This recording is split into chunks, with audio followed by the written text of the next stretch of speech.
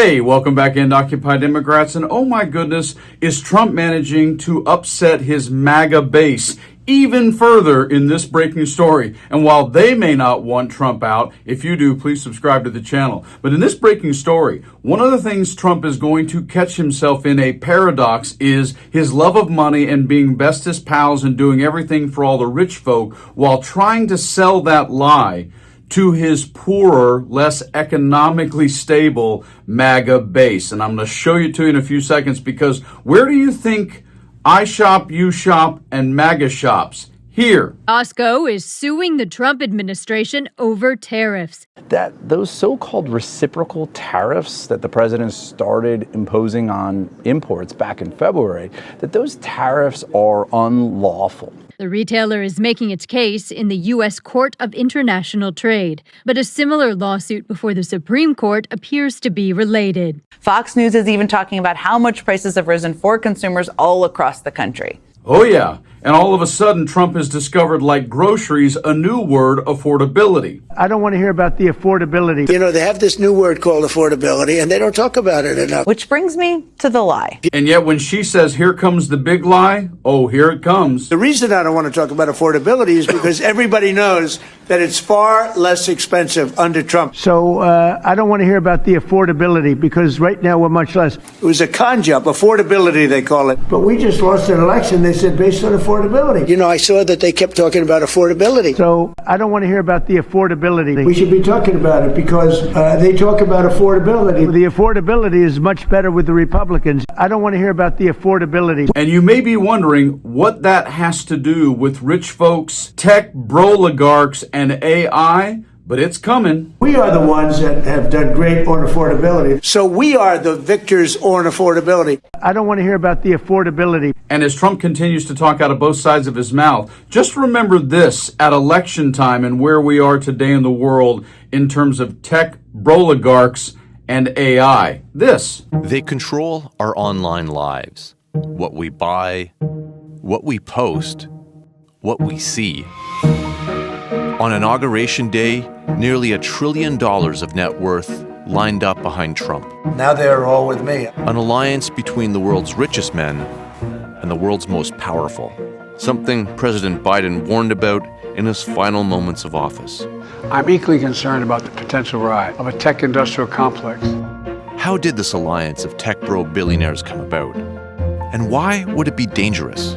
And in this breaking story, what is Trump doing behind the scenes with all of his rich boys and gang? Well, he's doing something that absolutely denigrates jobs and MAGA, and they're pissed. Check this out. Breaking news, in quotes, MAGA hates it. Trump gets warning intense pushback is making core promise radioactive.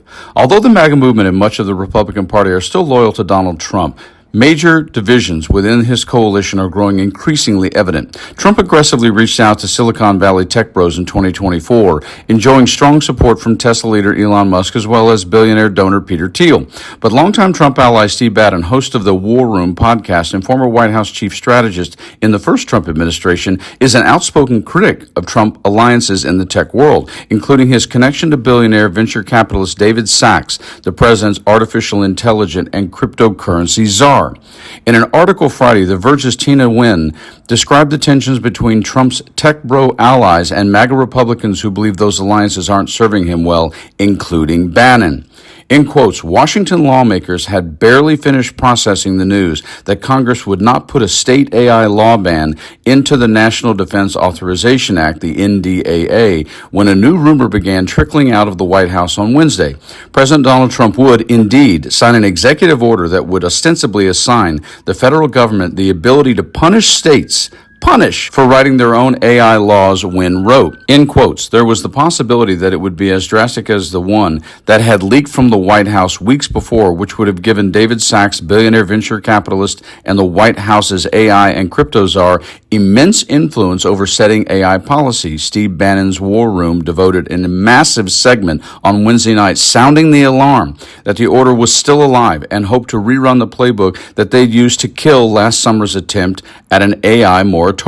When added, in quotes, their argument against a moratorium has grown more nakedly far right ever since. Tweeting her article on Friday, Wynn noted, in quotes, it's inevitable that Trump will sign some sort of executive order about AI preemption simply because he stated that he wants it done. But the broligarchy's pursuit of a moratorium has made the concept politically radioactive. Case in point, MAGA hates it. Many MAGA Republicans, Wynn emphasizes, view AI technology as a recipe for major job losses.